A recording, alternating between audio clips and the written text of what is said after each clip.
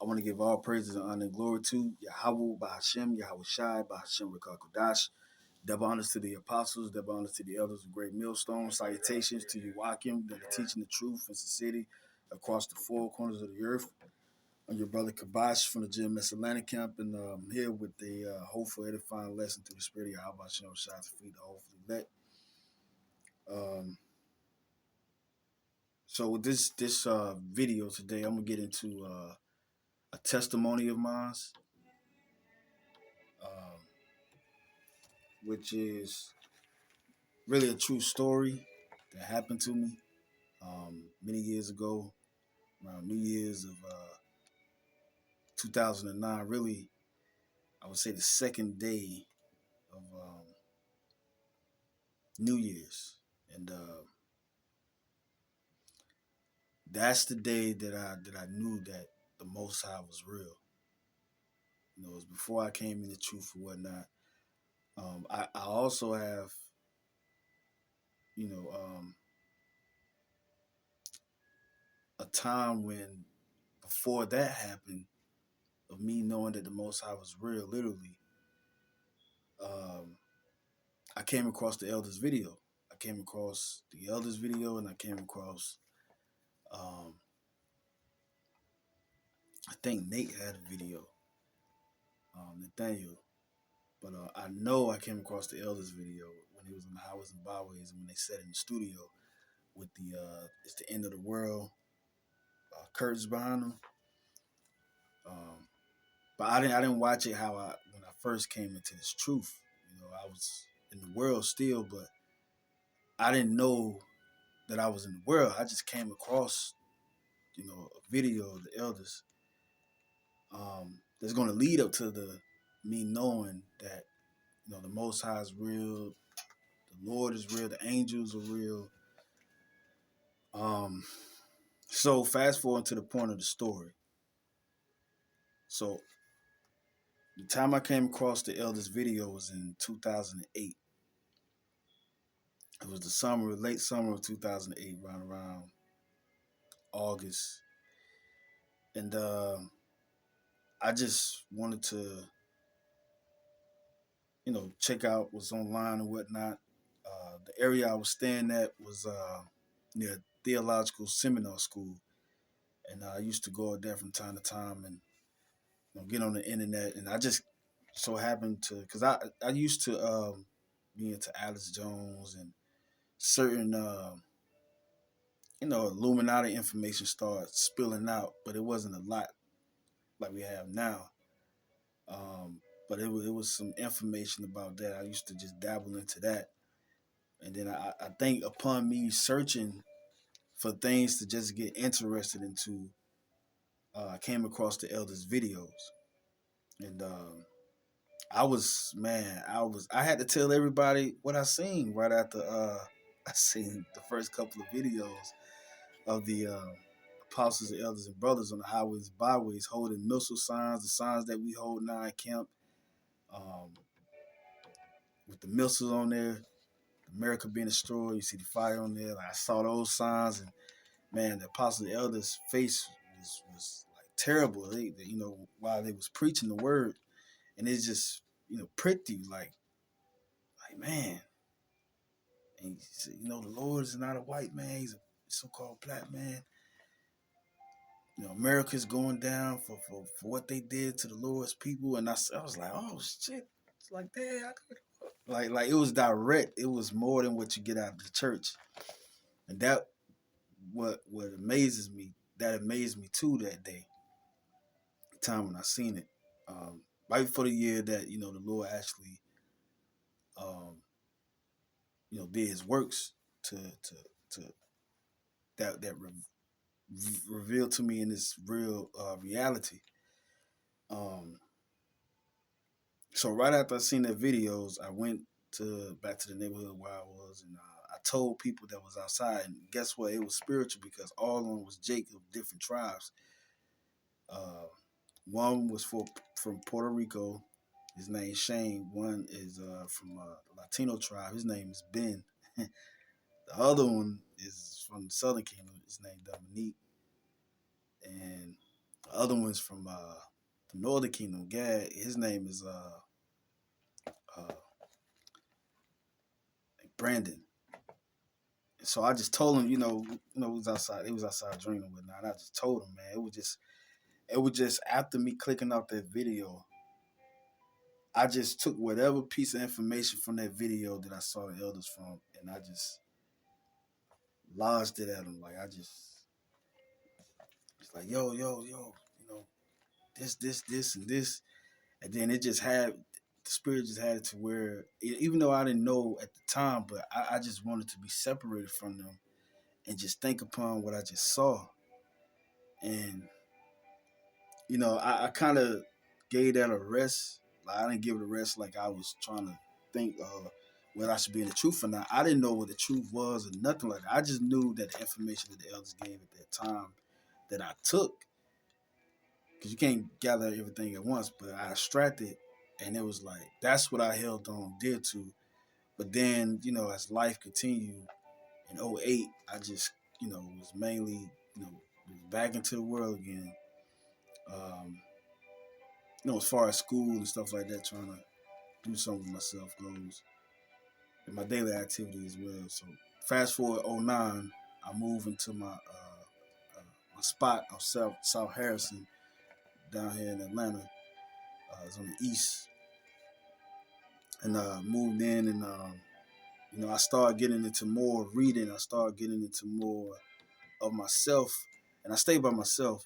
I started getting into like more reading on health books. Like I read this one health book, Kevin Trudeau, um, uh, the natural cures they don't want you to know about. Uh, my grandfather gave me that book, um, and I just I was a bookworm. Especially when I got in my own place. I was definitely a history buff within school, so I had an attraction to reading, especially if it was benefiting me. Um, then I read the autobiography of Malcolm X. I started diving into alternative news because alternative news just started to really branch out even more on the scene than how it is now. But I was way into those grassroots radio stations, and that leads to another thing right now. Right now, I have on the screen the radio host in the pink hat.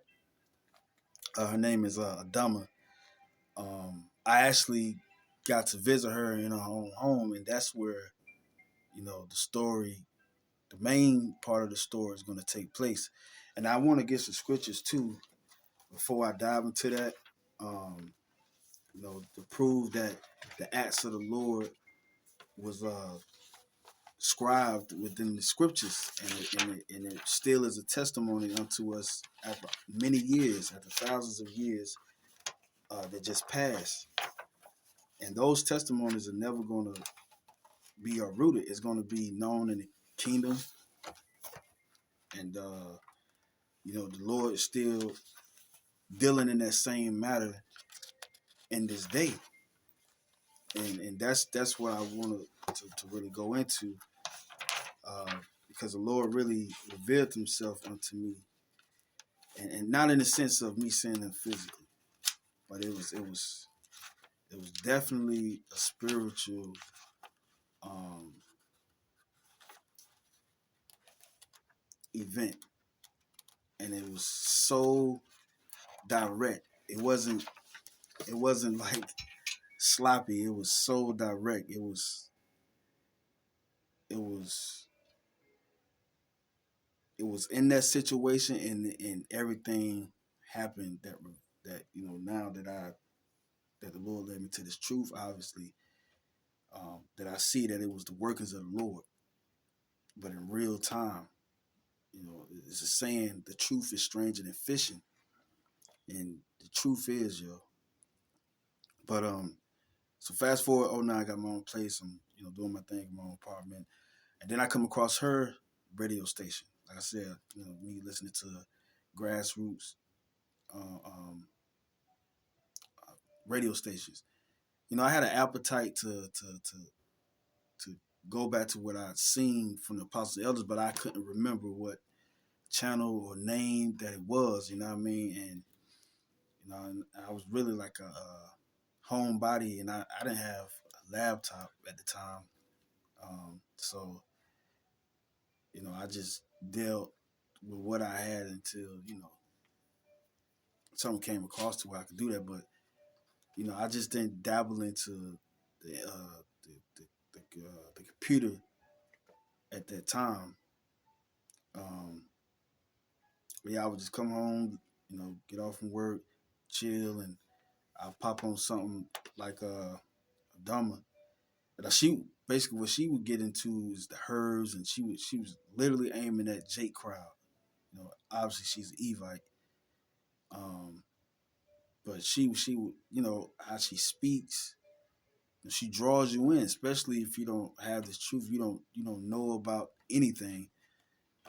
Um, you will be very captivated with interest on how she delivered the message that she has, especially towards our people. And you know, it was to the point that I was like, you know what, I'm gonna give her a call. And I remember the apostle Tahar said this too when I first joined the camp. In one of his videos, he said, "Man, some of y'all jakes that just started to wake up to this truth. A lot of y'all thought that y'all was Muslims, Christians, children of the universe, and that's what sparked me to listen more and dwell with the elders more too, because I remember she mentioned about us being children of the universe, the all supreme being. I started dabbling into the 5% doctrine, and I actually thought I was on to something, but they would quote little things from scriptures in the 5%ers book. But back to her, she would draw you in, and she would tell you like how you can never fail. Basically, how you can be immortal in this reality realm. You know what I mean? How you can basically tap into your essence, and that's what I really fell in love with. And so, fast forward, I finally got up the nerve to call her, and I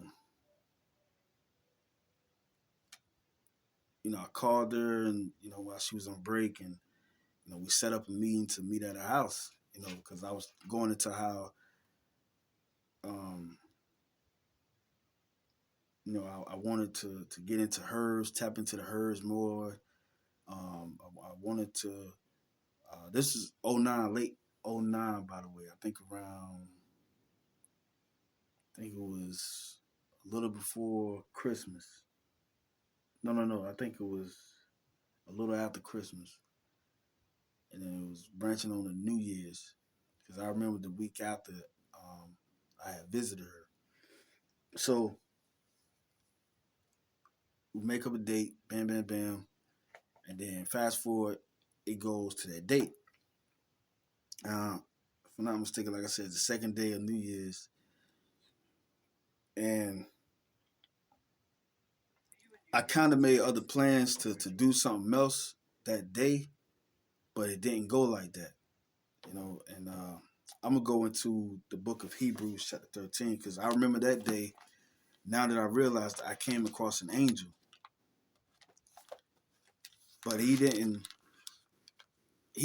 seem like it. He just seemed like a rugged man. Like he just dressed rugged. He looked like he is a no, he looked like a vagabond. I mean, he's just a traveler. You know, Jake down on his luck.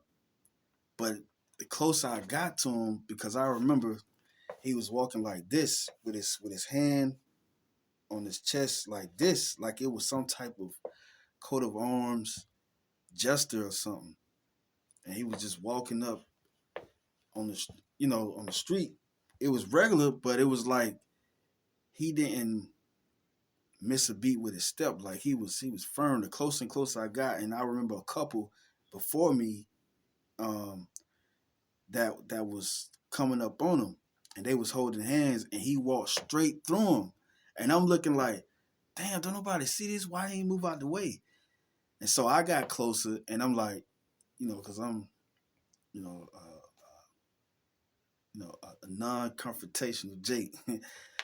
So I'm walking my side. So I'm like, well, I ain't gonna walk on my side. And he's still doing like this. The closer I got, the more and more I started looking at him. I'm like, what the world? And I'm looking around like, don't nobody see this? And he was just going up like this. And I remember me looking at him, and it was strange. And the couple that walked past him that he went through, they kept going like he wasn't there, and that's what shocked me, because Jake, somebody do that to Jake, they gonna go off, but it wasn't like that. It was a whole nother thing. Now that I realized that had to be like an angel, because he had this terrible look on his face. He didn't look like a drunk. He didn't look like he didn't feel like he was mad at you or nothing. It was just his aura, his his being. You know what I mean? Like, I that day, because it was like it was a preparation for me before I went to Adama house, because I had plans on going to our house at first. That's after I saw him, but I didn't know. But looking back, I'm like, who was that man that morning when I first started doing my errands before I went to our house? And he just stood out. I got this in Hebrews chapter 13. And I'm gonna read about the acts that the Lord did to our forefathers, and how they was stranger than the truth was stranger than fish, and dealing with them. And also I'm gonna go into how the Lord helped, like I said, helped us out in many situations that's like not real life. Like the Three Holy Children book goes into Jake being in the fire. Abednego, Meshach, and Shimdrak, they was put in the fire, and they didn't get burned. It wasn't no smell on them. It wasn't no sin on them. No, none of their clothes were burnt. Not a hair on their head was touched. And then they had witness to that. They said it was one. There was one more in there. It was three of them in there, but they said it's four, and they said that it looks like the Son of Man. And I was like, and then too, how they came up with the concept of that looks like the Son of Man. There had to be an angel in there, and they was under that trance of actually seeing that angel, with him, which was Yahweh Shai. Like the donkey saw the angel of the Lord in the pathway standing with a sword against Balaam, and Balaam started talking to the donkey. All that's true, yo. But I just want to jump into this, me passing, angel, man. That had to be, yo, because how everything um, just matches up. Hebrews chapter 13, verse 2, be not forgetful to entertain strangers, for thereby some have entertained angels unawares. And what we do, yo, and these angels, they be amongst us, man. And Lord will, I can touch on that part right after the fact, what I had went through with the later Adama on the screen. Come to find out later while in this truth, you know, uh, she's basically practicing left hand side witchcraft. She's not a palm reader or nothing like that.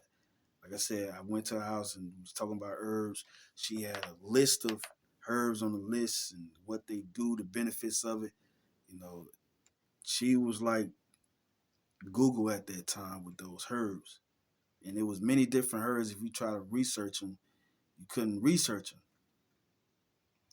These left hand side spirits, they know, bro. They know the Most High is real. Like it says in James chapter 2, verse 19. You believe in the Lord, that's good. The devils also believe and they tremble. And I'm gonna get to that too, because before I witnessed the Most High deliverance, I witnessed Satan on my left hand side. And he was invisible, but he he existed. He existed.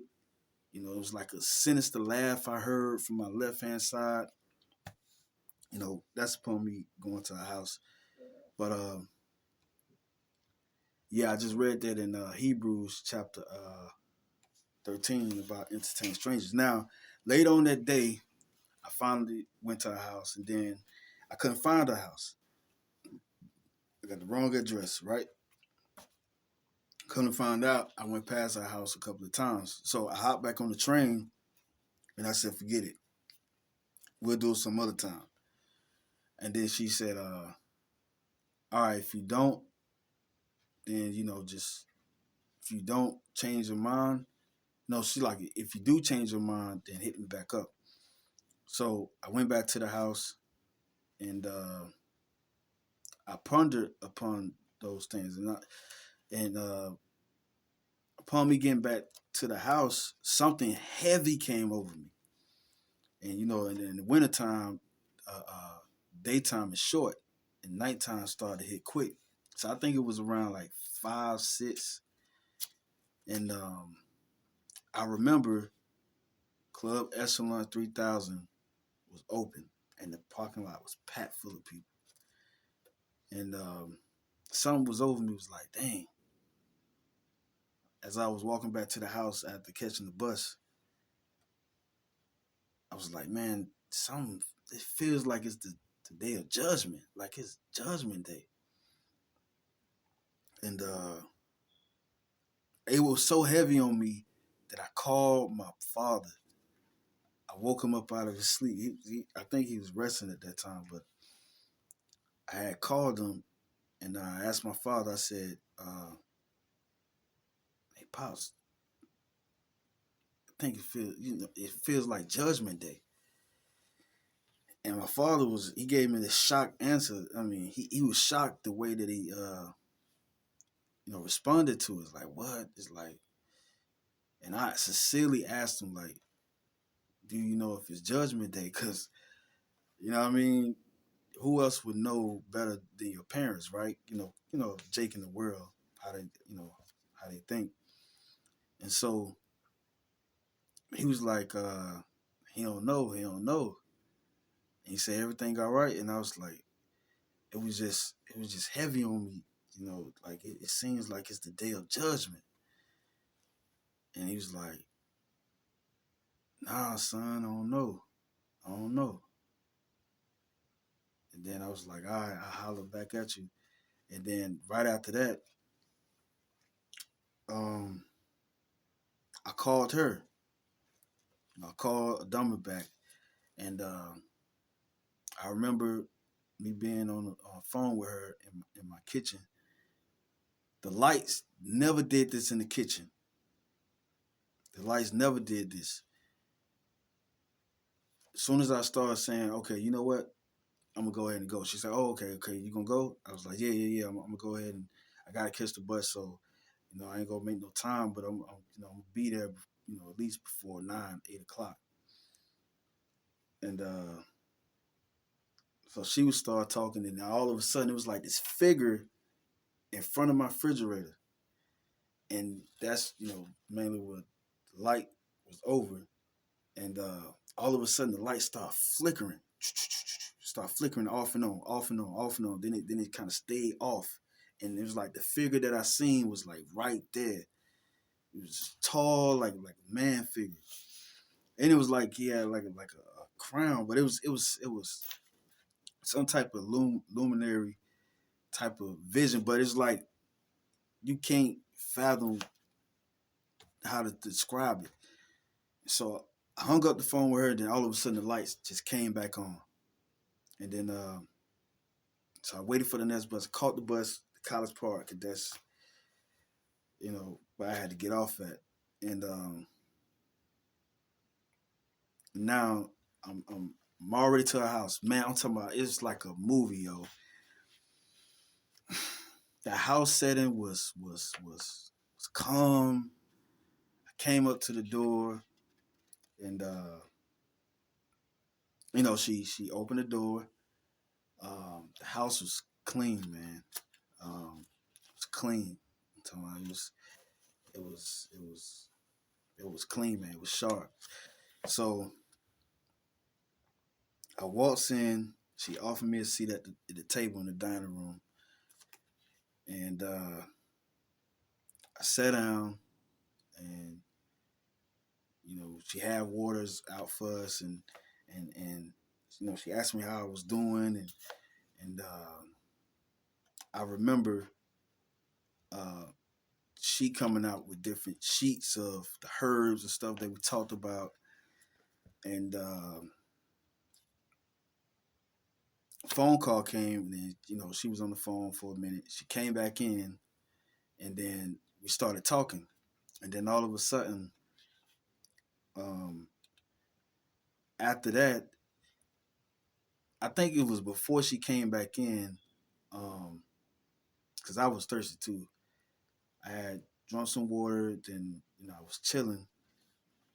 Then all of a sudden she came back, and we started talking some more, and we started getting into the herbs, about you know medical history, how my family was, how I was raised, and she really aimed at um, how she speak on her talk show about the essence and whatnot. And so she said, "Yeah, this is part of the program um, of how I think it was related to her ancestors and whatnot." But she got up, she sung, she was hemming a song, and she was walking around the table like she was into it, bro. It wasn't no faking. It was like she was into it. So I'm sitting at the table, and all of a sudden she's singing around in a circle, and it was man, it was how she was singing. It was so heartfelt, yo. I'm talking about those was like good megahertz, because it made you feel free, and it was unexplainable, but it made you feel free. And the way she was singing is she sprayed orange spray as she was going around. It was like a citrus smell. It was like 3 times, and then all of a sudden, me at the end of this table, I'm like, it was like I started crying. Like I said, it made you feel good how she was singing. Then all of a sudden, I just started crying, and then no. Before I started crying, but it was no tears. This was the weirdest thing. And then I never thought upon crying. It wasn't my intent to.